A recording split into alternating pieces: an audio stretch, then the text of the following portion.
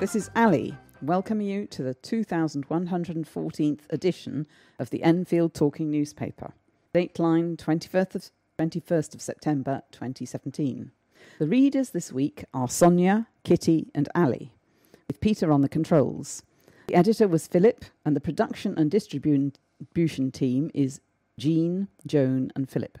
Our title music is Country Rock Polka, composed by Pat Prilly, Fernand Bouillon, Harry Breuer, and performed by Jean-Jacques Perret, and is used with his kind permission. The local news stories that we will be reading come from the Enfield Independent and Palmer's Green and Southgate Life magazine, and are their copyright. The events information has been collated by us from other sources. The lead story this week is In the Bag, Doctors Vow to Reach Out. Before the news, we have one or two special news items and notices. First, the sunrise and sunset times for the week beginning the 25th of October. Is that right? No, 25th of September are sunrise 6:51, sunset 18:51. We also have some special notices. No, we don't. I think there's nothing extra for that for the moment.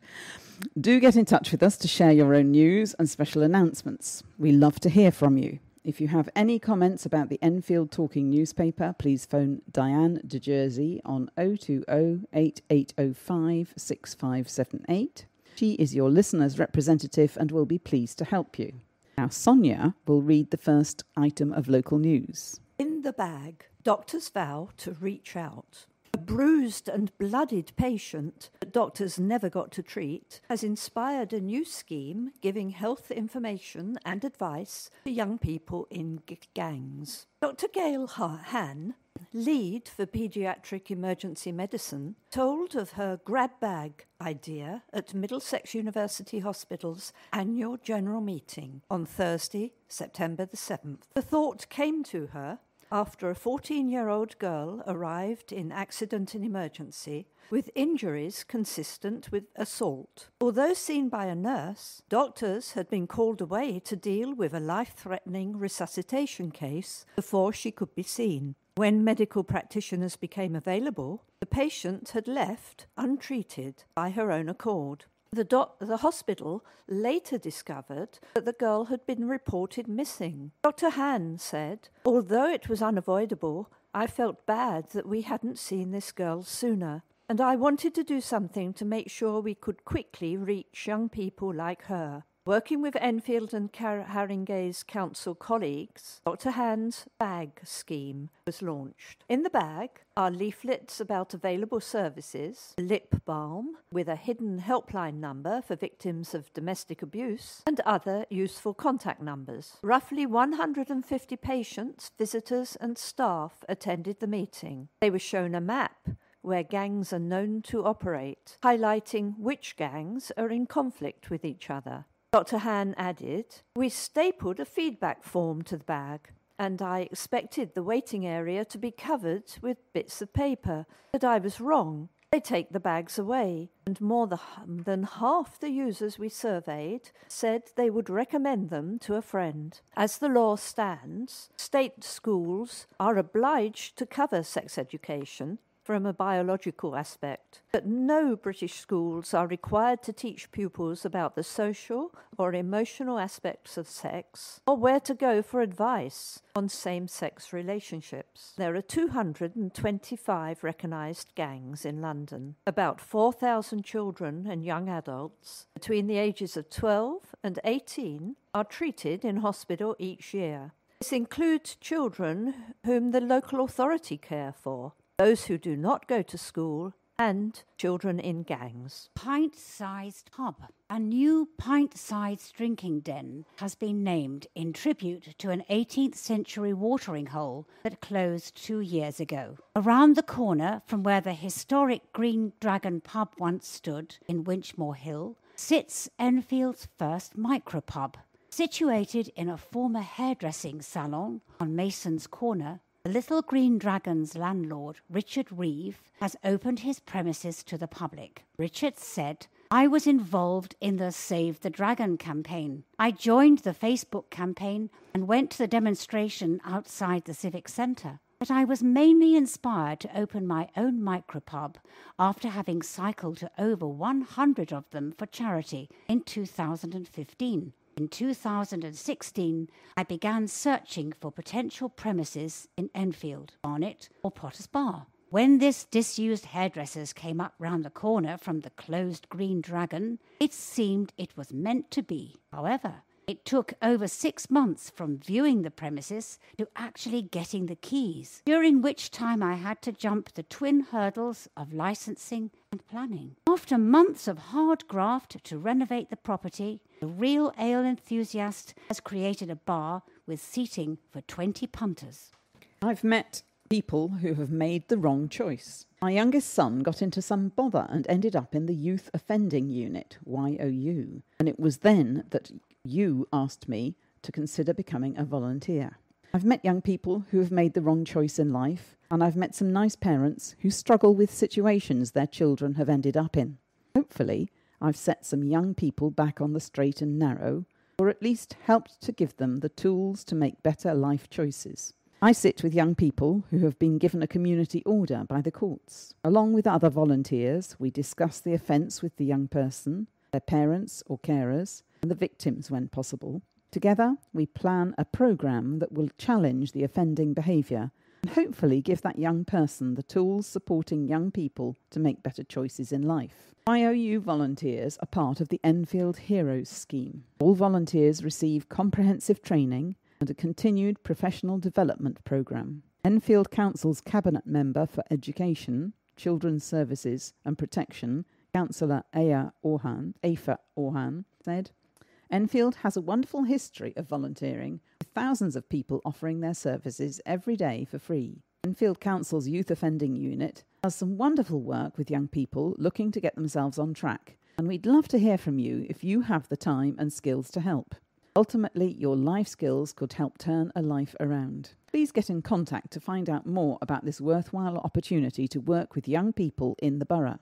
YOU volunteers are part of the Enfield Heroes scheme. By volunteering, new career opportunities may also arise. All volunteers receive comprehensive training and a continued professional development programme. Ditching the car to escape pollution. Widespread support has been thrown behind a day dedicated to escaping pollution, noise and danger posed by the motor car. Teachers and children and their families will cycle, walk or use public transport to get to school on Friday, September the 22nd, World Car Free Day. Transport for London's Sustainable Travel, Active, Responsible, Safe, STARS scheme coincides with the local global phenomenon. 8 schools have registered their support, and more are urged to do the same. Eastfield Primary is hosting a walking challenge to see how many walk to school on the day, while staff at Cuckoo Hall will make sure there is no illegal parking outside school gates, with the help of junior travel ambassadors. Cuckoo Hall's pupils who walk to school will be presented with a special gold coin and road safety ruler to mark their achievement. Chesterfield Primary, Keble Prep, Keys Meadow, Raglan Infants, Raglan Junior and Bowen Primary Schools have also agreed to take part. Councillor Daniel Anderson, Enfield Council's Cabinet Member for Environment, said, I would encourage schools across Enfield to be part of this global movement to encourage safe and active travel. We want to promote active, sustainable and independent travel for all, from school children to their parents and guardians to the staff in schools. As well as reducing the use of cars across Enfield, we want to improve the air quality across the borough, while encouraging increased awareness and improving road safety. What a fantastic sight it would be if, on the 22nd of September, we were to see all school children walking, cycling, scooting, or taking public transport to school. Over 100 schools across the capital are to take part in the day. Motor vehicles contribute an estimated 14% of the world's carbon dioxide emissions. Leaving the car at home would contribute to the council's ambitions to create safer, cleaner, and more attractive neighbourhoods. Enfield Council's £42 million Cycle Enfield network, funded by the Mayor of London and Transport for London, will also encourage more healthy travel, transforming lives, high streets and town centres. Contact the school travel team through emailing school.travelplans@enfield.https://BRE_G98U_W for further information and get involved. Details on STAR's car-free days can be found at www.start.tfl.gov.uk/explore/idea/details/1101. World Car Free Day is promoted on Facebook and through Twitter at Enfield Council. Give the feedback. Improve the care given to patients. A health and social care campaign group is calling on medical practices to promote feedback so improvements to patient experiences can continue. Health Watch Enfield want people to know that staff at their GP surgery will listen to them and are calling on doctors and nurses to say how feedback has improved skills and service. Earlier in the year, Health Watch England, the national body of the organisation, launched the #ItStartsWithYou initiative. This programme draws attention to the important role feedback can play in improving the care given to thousands of patients. It has been shown that giving feedback could also contribute to a reduction in NHS expenditure. Imelda Redmond, National Director of Health Watch England, said, "Up and down the country it is clear that people value their local doctor's surgeries and can see the pressure they are under. It is also clear they want to do their bit to help by sharing their experiences. People tell us they want providing feedback to be simple, clear and confidential. Health Watch is here to help busy surgeries not only improve how they seek feedback, but also help GPs and practice managers explain how this insight is being used to give people the care they want." A YouGov poll for Health Watch reveals that 76% of adults in England would share feedback with GPs to improve services, but only 23% had done so.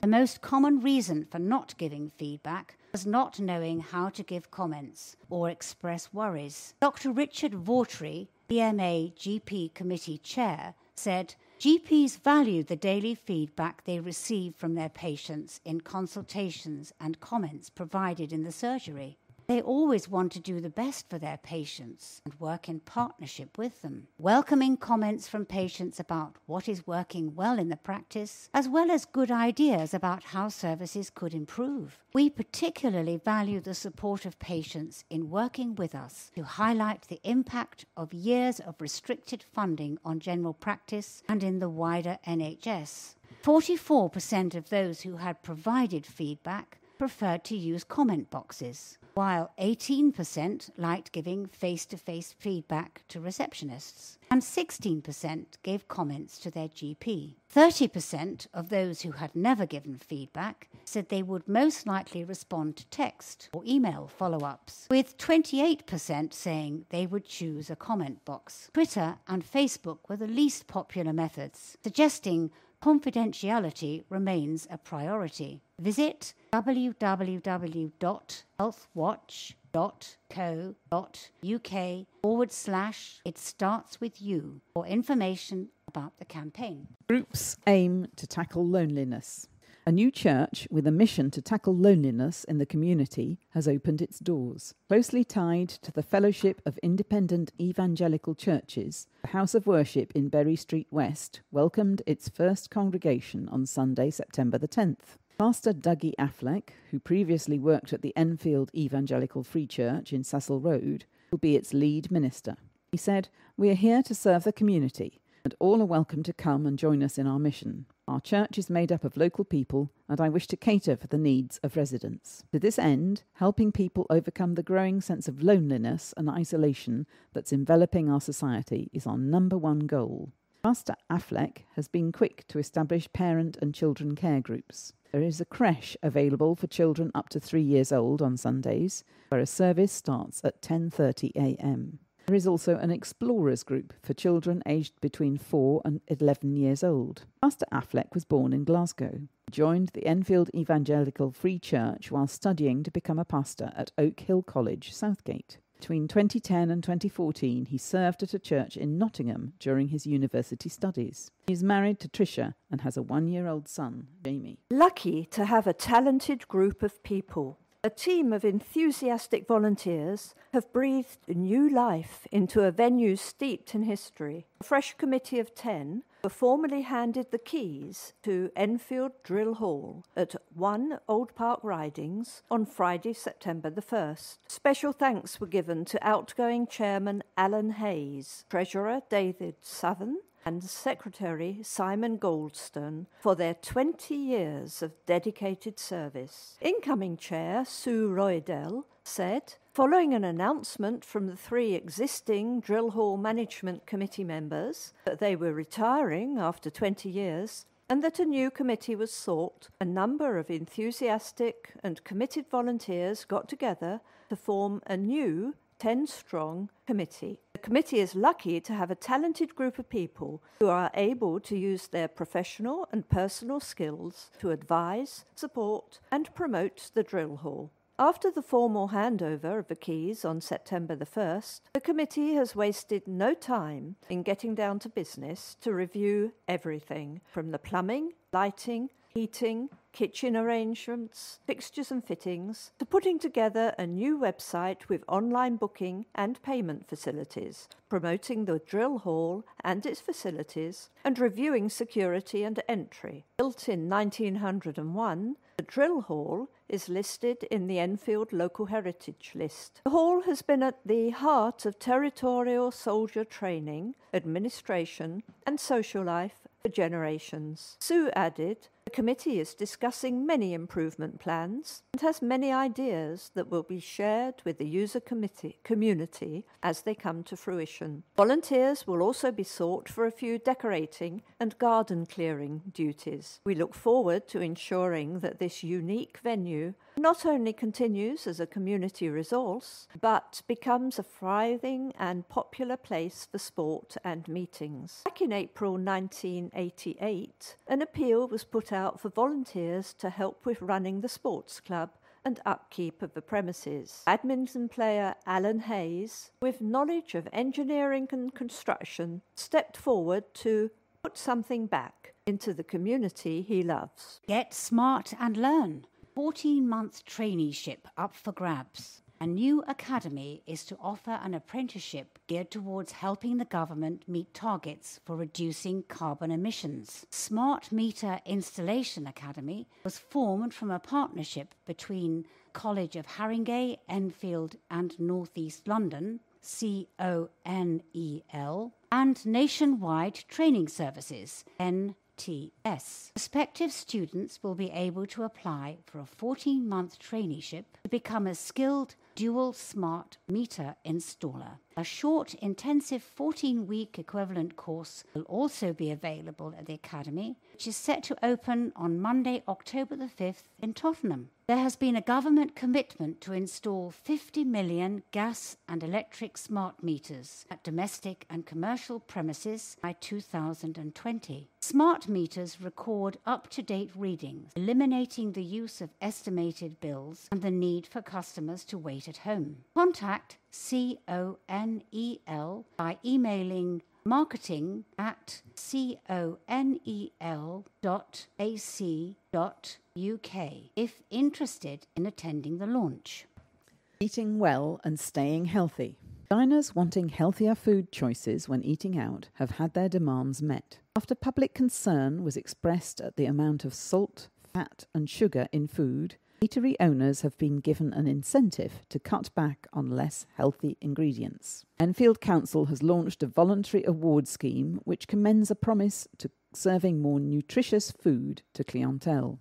Their healthier catering commitment was marked at a special event held at Malone's Cafe in Burley Way, Enfield Town. Councillor Daniel Anderson, Enfield Council's Cabinet Member for Environment, said, "The Healthier Catering Commitment Scheme publicly recognises caterers who are committed to promoting good health by providing a range of foods that meet customers' demands for healthier choices. Helping to build strong communities, it also highlights those dedicated to providing a high standard of hygiene and food safety by achieving a rating of 3 or above in the Food Standards Agency, or FSA, Food Hygiene Rating Scheme. Eating well is an important factor in helping to reduce the risk of heart disease, obesity, diabetes, and other lifestyle-related health problems. Aimed at supporting food businesses make simple and affordable changes to their food, the new scheme is part of the Council's Healthy Enfield campaign. Through the campaign, the Council is promoting healthier eating habits in an effort to confront obesity and other life-threatening health conditions linked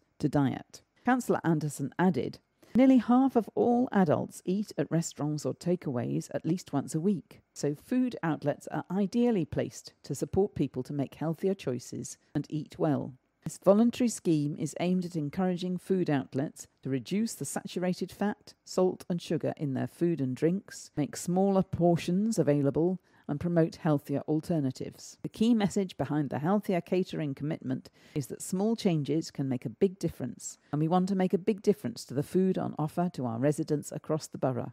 The award is open to all types of food businesses. Restaurants, canteens, cafes, takeaways, bars, pubs, sandwich bars and leisure centres can apply. Customers are encouraged to look for the Healthy Catering Commitment logo when they eat out. If there isn't a logo, they should ask, why not? Find a new way to reach a higher level. A workshop to help people with no prior qualification apply for entry onto higher education courses is to be held. The Higher Education Introductory Studies, HEIS, Social Sciences Pathway Programme is running from October 2017 to June 2018 in Tottenham. Based at the 639 Enterprise Building on Tottenham High Road, learners would need to be able to commit to 1 to 2 evenings a week. Classes focus on students acquiring critical thinking, electronic research, writing essays,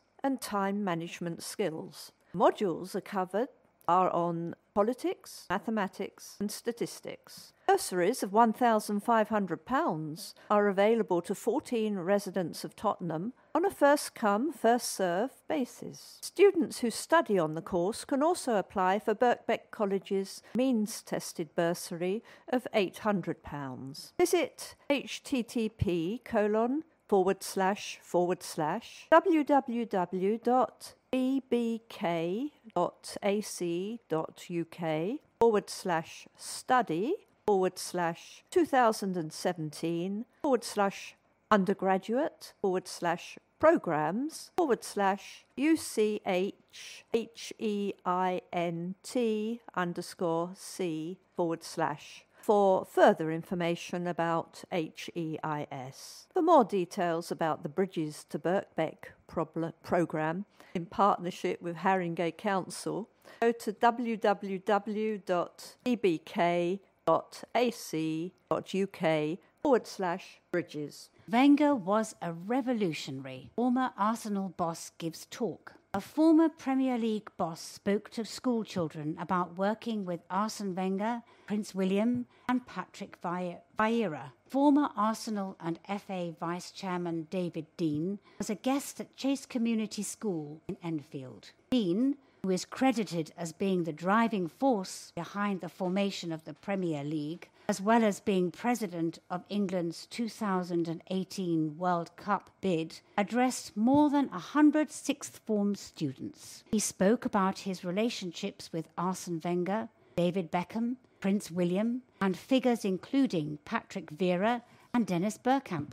He also spoke passionately about the women's game and the introduction of goal line technology. Dean 74, who now visits schools and prisons throughout the Speakers for Schools network, praised Chase students as extremely polite and knowledgeable. Head teacher Daniel Bruton said, David was engaging and the students were captivated by hearing firsthand the mechanics of the Premier League. It is by inviting guests of David's calibre that we can fully embed our vision of students being the best they can be. Faculty head Brett Ellis said, it is rare that students are invited to speak one-to-one to sporting figures such as David. He was inviting, down to earth, and willing to take all manner of questions. During the session, Mr. Dean faced questions regarding Spurs' chances this season,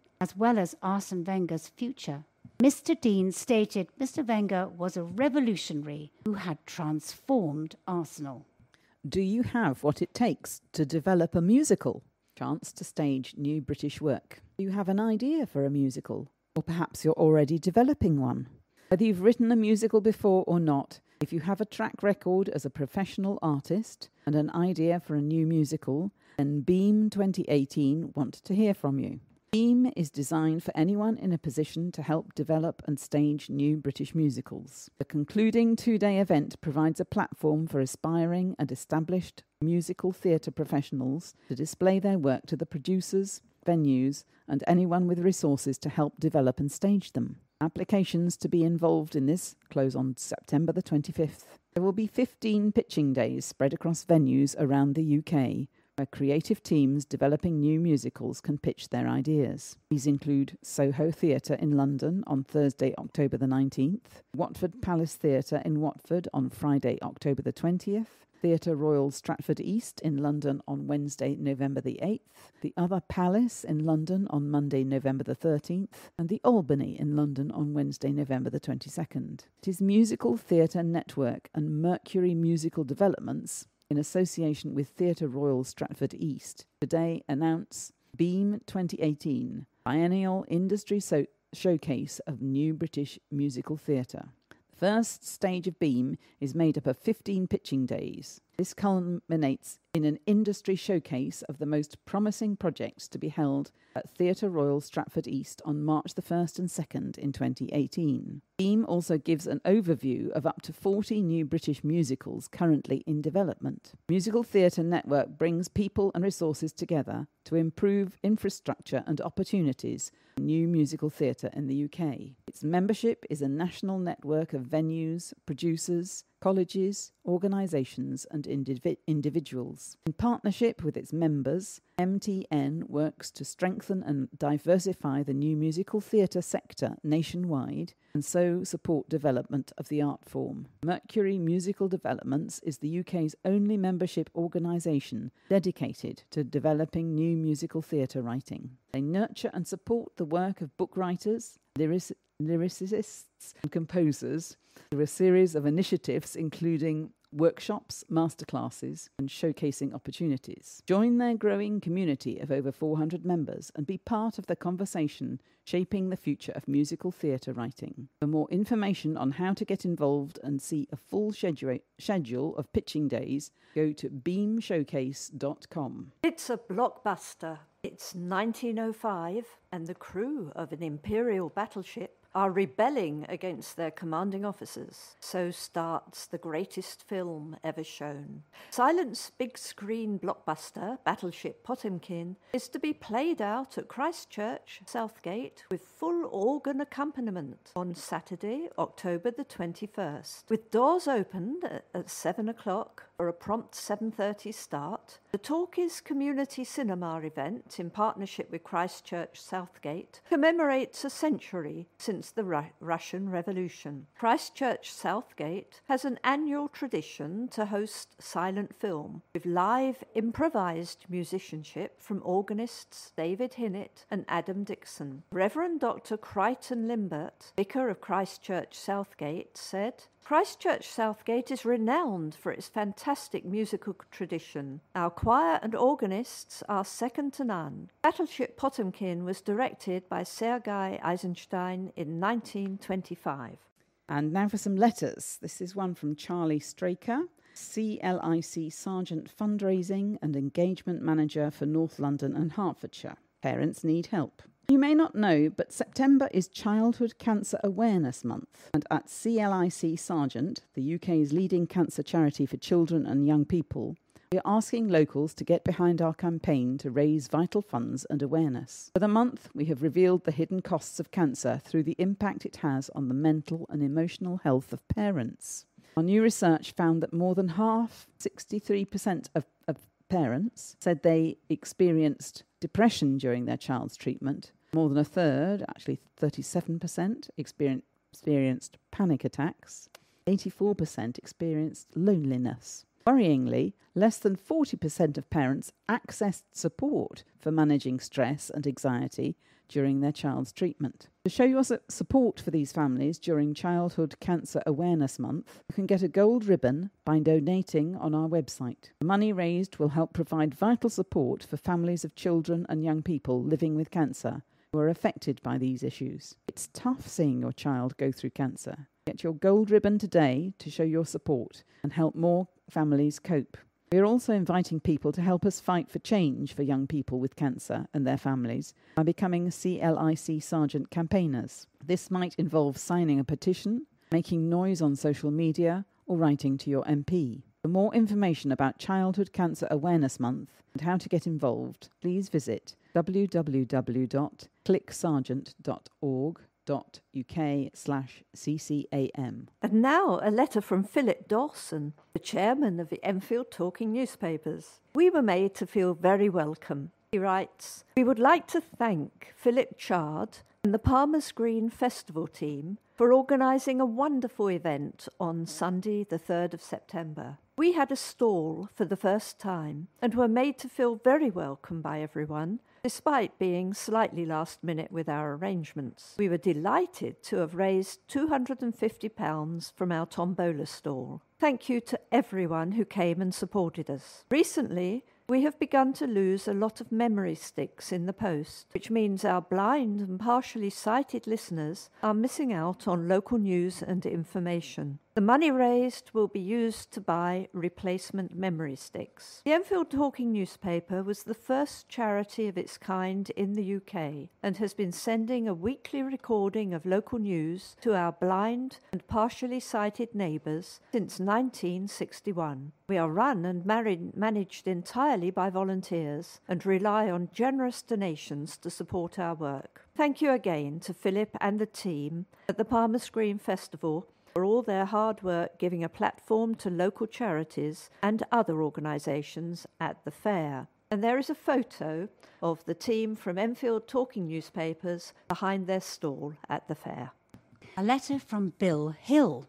What's in a name? I popped up to the Ridgeway in Enfield yesterday just to check on the progress of the revamped Chase Farm Hospital and was very surprised to see that the large nameplate on the side of the new structure reads NHS Royal Free London, NHS Foundation Trust, with absolutely no mention of Chase Farm Hospital. Considering that Chase Farm was given to the people of Enfield, it doesn't seem right to let the NHS bureaucrats push Chase Farm Hospital into history. And here's a letter from Todd Bradbury of Animal Aid, seeking shelter.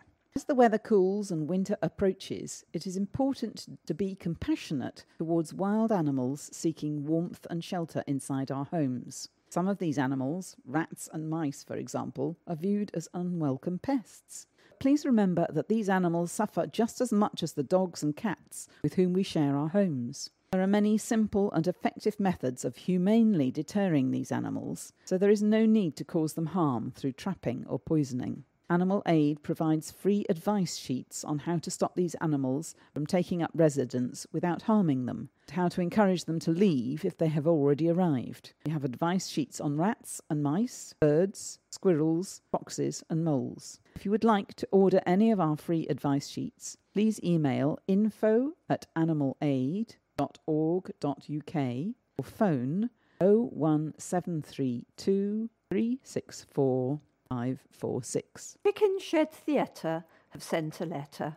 They are at 290 Chaseside, London, North 14. Magic and illusion take centre stage. Enfield's best-loved theatre company, they say, is performing an Elizabethan classic in its newest production. Chicken Shed Theatre, an inclusive theatre company working with people of all ages, backgrounds and abilities, is bringing to life Christopher Marlowe's Dr. Faustus. The story is a timeless tale of a man prepared to sell his soul for 24 years of incredible power. A man desperate to learn the world's hidden truths, he rejects studies and devotes himself to the black arts. But the devil will always have his due. Chicken Shed's production incorporates magical effects, along with the cast's energy to bring something sublime to the stage. Previously at the theatre, the team has put on an incredible list of productions, such as Blowing in the Wind, Adventure to Oz, and The Planet Play, which has recently returned to the theatre and will continue alongside Dr. Faustus until October the 20th. The Planet Play is an example of Chicken Shed's desire to make theatre accessible for all, as a sensory play for young babies and toddlers, which helps them explore the world through songs, colour, and light. For Dr. Faustus, there are 2 accessible performances, a signed performance and a captioned performance. So anyone can come and watch without feeling that they are not immersed in the action. Another way theatre fans can get more involved in Dr. Faustus is through accompanying events, where members of the creative team talk about special effects, theatrical magic, and the process of staging such a renowned work. A letter from Phoebe Shergold Willis with a lovely photograph of teenagers dancing. Role Model of the Year. Entrepreneur Phoebe Shergold Willis is launching acting classes at Barnet and Southgate College in Colindale after winning a community award. St Albans-based Phoebe, 20, was crowned Role Model of the Year at the Hearts Advertiser Community Awards 2017. But her aims are to work in her local community and serve those both in St Albans and beyond. Now she is launching her new class to bring her experience to the people of North London, where she studies as a student at Middlesex University. She says, "Theatre arts is not just about performing, it's about building confidence. The skills that are gained in the drama studio translate into effective life skills, learning how to become a team player, how to communicate well, and how to become more effective in day-to-day situations. And all this can be achieved through having fun. I had one student that came to me that barely spoke. It was like she was trying to make herself as invisible as possible. Seeing how she has grown into a creative, confident young person whose contribution makes a significant impact in the group is why I do this. Drama is a subject often pigeonholed into an activity for the extroverted. However, those who find teenage life most challenging are often the ones that benefit the most. Through studying in Barnet, I have become to know and love the borough. Being able to contribute to the local community by helping teenagers being prepared for life is why I am doing this." Despite having started the company at just 18 years old, Phoebe also aims to help the elderly in the community, with her first piece from the company focusing on old age and repetition, which also raised funds for Age UK. For further information, email Phoebe at St Albans School Facting. And now for some sport. Borough make the most of visitors' generosity. Enfield ultimately eased to comfortable South Midlands victory. Enfield Borough claimed a 5-0 victory at Codicote on Saturday, although it was difficult to gauge the full merit of the win given the gifts the hosts handed out. Borough were in front after only 5 minutes when Thomas Apoku dispossessed the keeper to score. Despite their lowly league position, Codicote took the game to their opponents and spurned a great chance to equalise when a Mason Bush penalty was saved by Nicholas Kiriakou. The Enfield keeper had to make more good stops before his side were gifted another goal. Richard Enin, the beneficiary in first half injury time. Another self-inflicted blow saw Tage Kennedy make it 3-0 after the restart, and from there Borough assumed complete control, although they had to wait until 10 minutes from time to score their fourth from a deflected Guy Kiangabeni effort. Coddicote's misery was completed with 4 minutes remaining when Henderson Brown converted a penalty. Home incentive for Towners in Cup.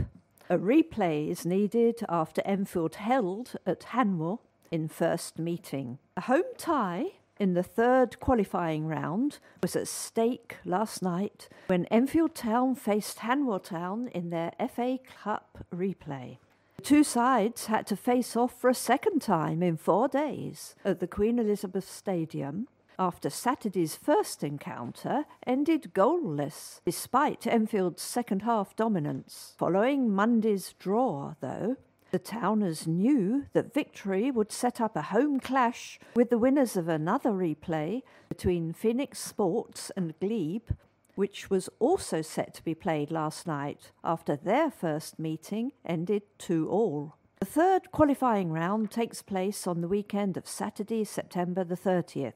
With £7,500 on offer to the winners. Saturday's trip to West London saw Enfield offer plenty of endeavour in the opening period. The chances were at a premium. However, the visitors upped the ante after the break and could count themselves unlucky not to get the job done at the first time of asking. Hanwell goalkeeper Xavi Comas, who was to have a busy afternoon, had to deal with a corner before saving a right-footed Aaron Green shot, while Joe Wright dealt with a Jesse Cooley-Graham effort at the other end. Enfield continued to look for the breakthrough, with Simon Thomas narrowly failing to connect with a fine Drew Roberts cross. Dan Ruman saw a header tipped over by Comas before Roberts cracked a shot against the crossbar from a Green corner. The Towners intensified the pressure after the restart as Ryan Blake had an effort saved. A Roberts header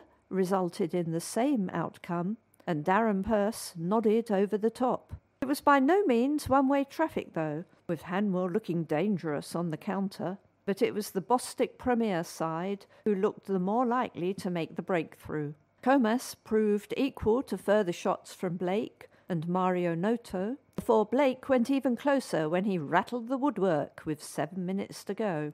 The visitors had to survive a late scare when Wright chose to punch a dangerous ball into the box, but he recovered and the danger was averted. But there was still time for the Towners to go close again when Rumans had a precise effort cleared off the line, and the fullback was thwarted again when his header was saved by Comas. Enfield are due to return to league action on Saturday with a trip to Needham Market. Rugby. Bonus points salvaged in loss. Poor first half costs Ignatians dear. Captain Jake Bates pulled no punches after Enfield Ignatians paid the price for a poor first half display and were beaten 50-25 by Hampstead in London 2 North West. The hosts were very lethargic from the outset and were caught cold as their opponents ran amok by scoring 5 tries to lead 26-3 at the break.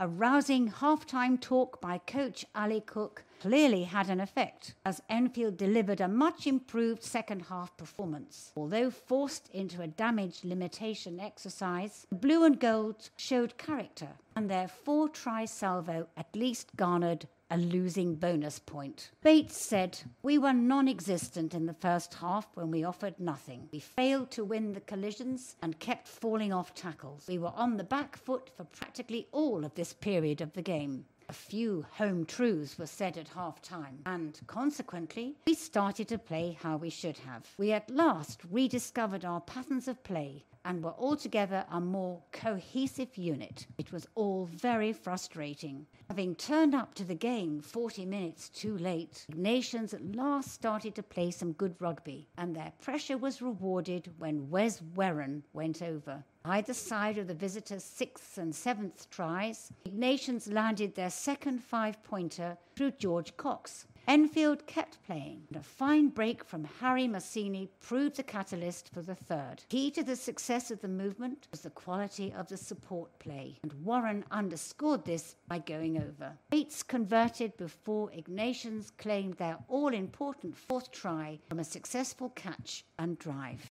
And now we have some articles from the Palmer's Green and Southgate Life magazine. This one is a view from City Hall by Joanne McCartney, who is a London Assembly member for Enfield and Haringey and is the statutory Deputy Mayor of London. You can contact her on email at joanne.mccartney@london.gov.uk. I was delighted to speak recently at an event to mark the 50th anniversary of the Lee Valley Regional Park, highlighting the importance of London's parks and green spaces. Those initial founders of the park had a vision of what could be achieved, a playground for London. They set about transforming the Lee Valley, which was pockmarked with rubbish dumps, scrap metal yards, gravel pits and old industrial buildings, into London's largest park, offering sporting, leisure and family activities, as well as being the green lung of the city. We need that same vision again. London is growing. Our population is expected to reach 10 million by 2030, possibly 12 million or more by 2050. This significant population increase will require thousands of new homes, as well as associated schools, healthcare centres and places of work. Pressure on land is inevitable, but we must ensure that higher density does not compromise quality of life and livable neighbourhoods, and instead protects our green spaces. Our green infrastructure needs to be secured and enhanced. Both the Mayor of London and the London Assembly are examining how this good growth can be achieved. The Mayor has made a commitment to make London a national park city and to ensure that at least half of London's area is green by 2050. All details are set out in the Mayor's draft London Environment Strategy, and I encourage you to respond to this consultation so that we can capture all of the ideas and information we need to ensure the strategy delivers on its ambition. London Assembly Environment Committee has recently published a report, Park Life, Ensuring Green Spaces Remain a Hit with Londoners, which looks at what measures should be taken to protect and improve the capital's green spaces. Our call for evidence for this investigation received more responses from the public on this issue than for any other investigation to date. Surely an indication of how important green space is to our city. Details of the Mayor's consultation and the London Assembly report can be found at www.london.gov.uk. And a little added extra, new bus route to North Middlesex Hospital. For the past few years, along with local residents, I have been campaigning for better bus services to our local hospitals, and especially for a direct bus route from our area to the North Middlesex Hospital.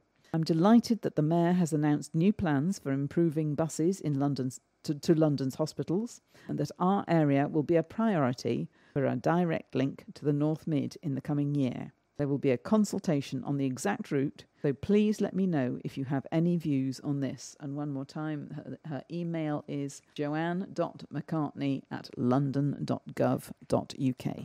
And now, parliamentary comment. Councillor Mary Maguire, who is a Labour councillor on Enfield Council, has kindly submitted this month's article on behalf of Bambos Charalambos, Labour Party MP for Enfield Southgate. One of the biggest collective gripes I hear from residents is about other people dumping their rubbish in places other than a bin. I must say I share their irritation at this antisocial behaviour. All of us want to live in a place where our streets are clean and safe. We don't want to be greeted by a pile of stinking rubbish or discarded fridges on every street corner. Here in Palmer's Green, we have our share of offenders, and I wish I could catch them in the act. Whether it is furtively offloading old furniture and mattresses, or placing bursting black bin bags beside the road, or discarding fast food wrappings. It's hazardous, unhygienic, and irresponsible. Some offenders are caught and handed a fixed penalty fine or prosecuted, but many just dump and flee. You have to wonder where all this rubbish comes from. It would be easy to blame it on too much packaging or our throwaway society, both of which I think need looking at. But I think it's a bit more than that. After all, we have weekly bin collections, recycling centres at most supermarkets and at Barrowell Green. How much rubbish does each of us need to generate? I think it signals a lack of care about our environment, a lack of personal responsibility. There's a mentality that you can leave your mess anywhere and someone else will clean it up. And everyone expects that someone else to be the council. Each year, Enfield Council clears up a mountain of illegally dumped waste across the borough, and it costs a lot of money to do so. It's not so much of a case of where there's muck, there's brass, but muck costs brass, our brass. Enfield works flat out to clear up the muck. It aims to clear waste that obstructs pavements in 4 hours. Other waste takes a bit longer. But considering the amounts involved, our teams of rubbish busters are doing a good job.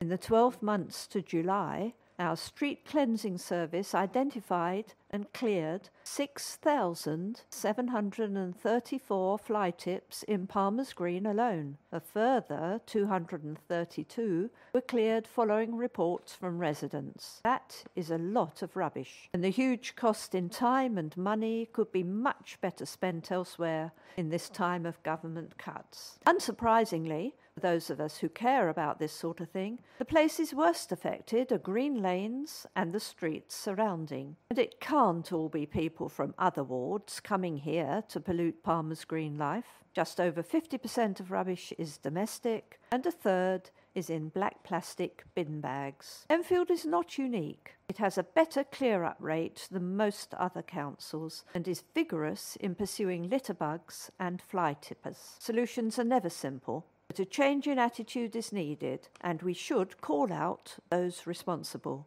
We in Palmer's Green don't want our clean streets to be spoiled by a few selfish or careless acts. And Mary Maguire can be contacted at councillor, that's cllr.mary.maguire@enfield.gov.uk.